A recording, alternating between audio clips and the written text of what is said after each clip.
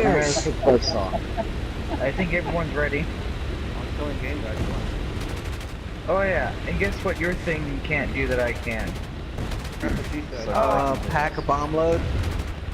Oh yeah. Yeah, mine can can't pack pack a rock- bomb load. That quite easy, but yeah. Yeah, I can pack I know a one bomb thing load that or can, rocket and it's load. still buzzsaw. Yep. I think you just buzzsaw. All of it. Buzzsaw. Yep. Flip everything in half. My one just goes flips things in half as well. Except Well, catches it on fire first. Yeah. Like 7.7 fire or my 20. I'm waiting on the day because I did some research on the F86 F2 Saber. With the, even though it's got 420 mils, I did some research. I found out that it was able to have a gun pod on the both left and right wing, and guess what they were? 30s. 7.62 miniguns, 2 of them. What? Two If they add that, this thing will be 7.62 up here so minigun high. gun pods. If they add that, if they add here so bad, or it'd become like a certain variant. Dude, I'm gonna tell you right now that that damn thing will literally be the balls to the wall of War Thunder. They have a lot of things for the planes, and I don't know why. Like the Hunter F1s would have snap rockets. So should the like vampires and venoms. And I do the believe- F2H2 also was able to have the minigun gun pod at ×2.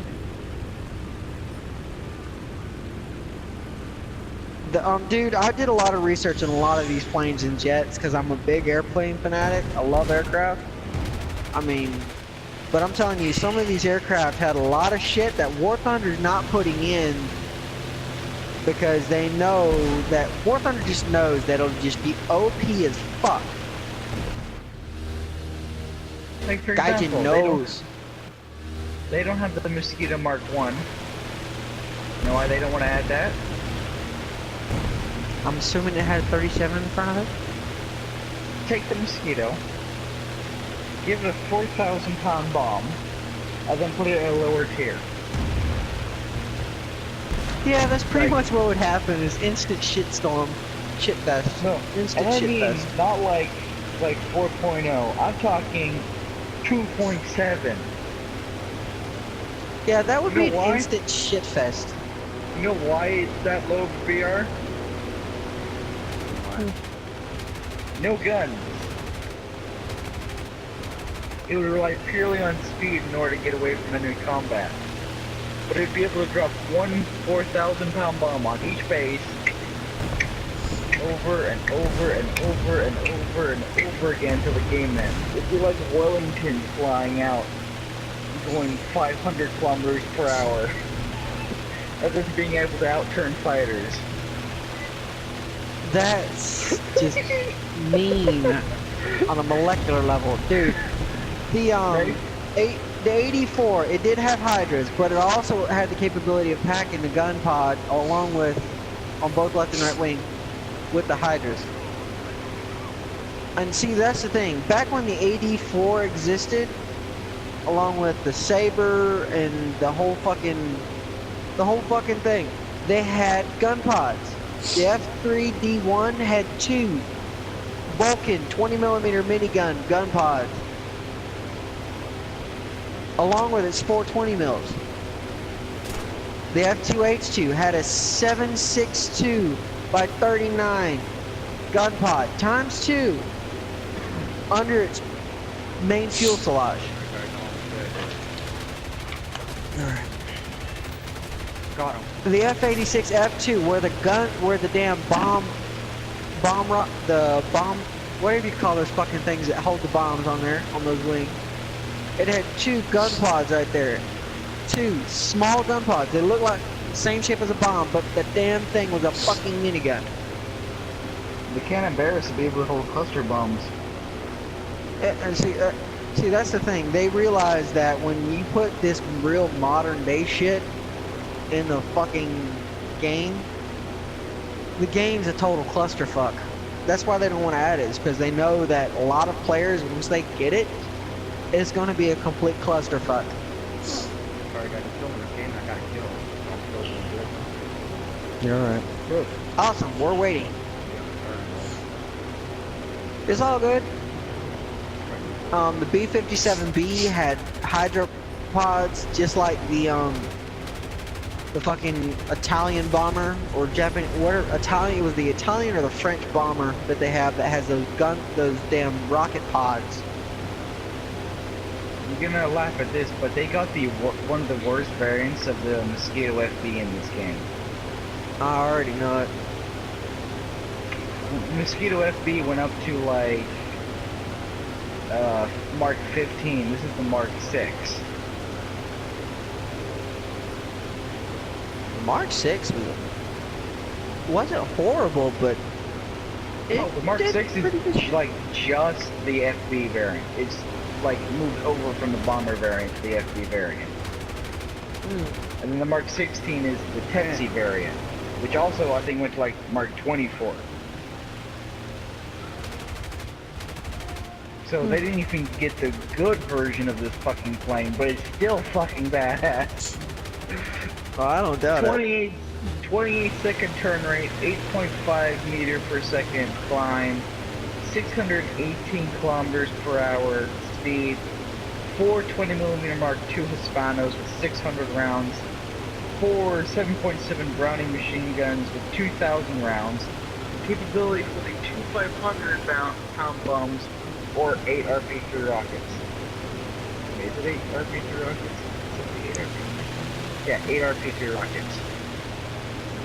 And this thing has then a thick plate of bulletproof glass covering both the co-pilot and the pilot of 64mm worth of armor, a frontal plate covering 9.5mm thick steel, steel seats of the same thickness as the front, right? And this is going to really piss some people off. Rolls-Royce Merlin 25 12-cylinder inline engines worth 1,120 horsepower for each fucking engine. That's more than my. Oh my God, no, no. That's more than my damn P-51H, and that's with it fully fucking upgraded.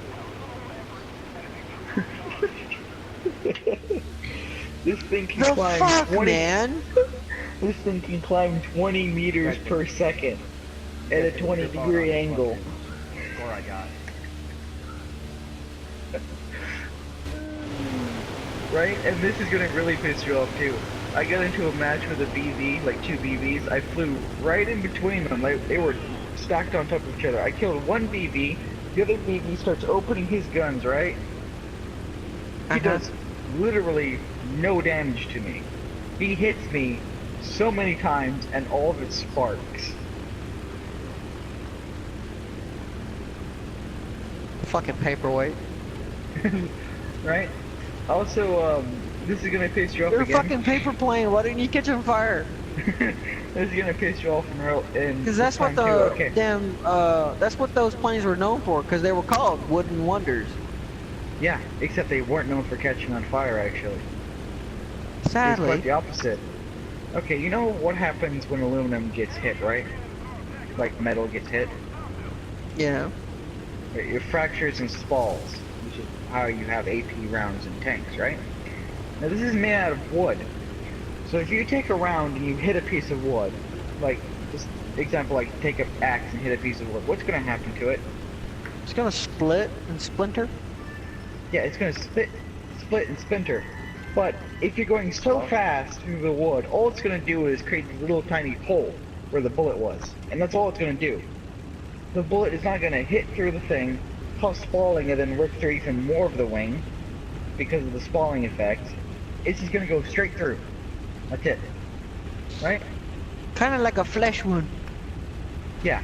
So these planes were known for going out into a mission, coming back with just like nothing but holes and some pieces of wood holding it together, right? And then fly back out again. Without any repairs. No, they actually all they did was use duct tape or some kind of tape. Basically, they just Yeah, they just cover up the they just holes. patch the hole. go That's out. all they do. They patch the hole and that's it. Yeah, but for aluminum planes, they couldn't do that because of the metal would get warped, but the wood wouldn't. And because the wood was so thin, API rounds wouldn't actually catch it on fire. Because the wood would just get seared as it went through. And that's all that would happen. It's fucking hilarious. Well, you Yes, they gotta caught on realize fire. back then they had fire-treated wood, basically meaning the wood was fire retardant. Yeah. So this thing was goddamn fucking hard to kill in real life. In fact, one of the British generals actually said there was only one problem with the RAF. It didn't have enough mosquitoes. Yep. Like, let me tell you the roles that the Mosquito carried out, right? Anti-ship with the Tetsu with the 57mm gun. They could also take out bombers in one hit in real life. Photo reconnaissance. Fighter bomber. Fighter escort. Long-range bombing. Precision bombing. Stealth bombing, which is basically fly down to the tree level, you drop a bomb on a accurate target, you fly back without anybody ever detecting you. Right? They did this several times with the Mosquito. And the last one that's going to make you laugh is spotter for bombers.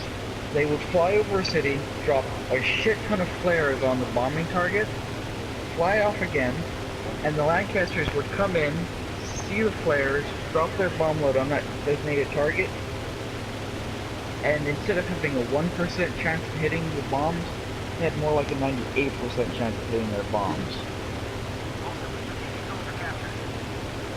So the Mosquito was just with such huge variations of tasks that it became the plane that, if people actually remembered it, say won the war.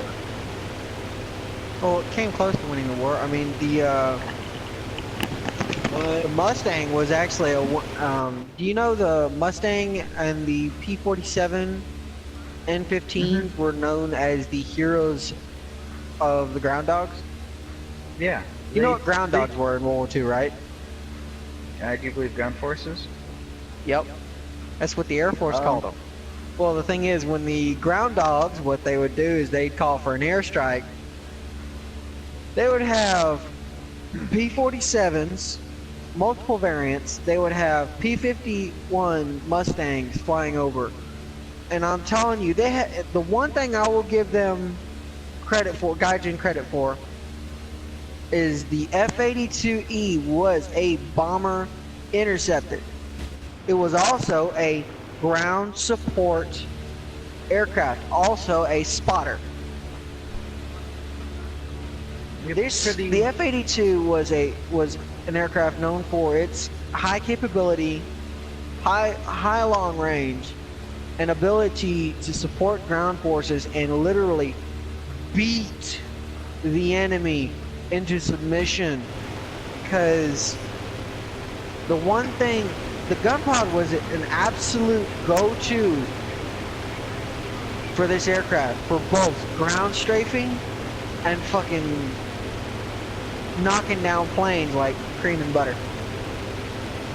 Yeah, because of the Because Mustang. them 1450 cals, you tell me 1450 cals won't fuck up a concrete wall in one burst. In a 5-second burst? In a 2-second burst, it'll fuck up a concrete wall 12 inches thick. With a 5-second burst, it'll fuck up a whole line full of machine gun nests. Dirt and all.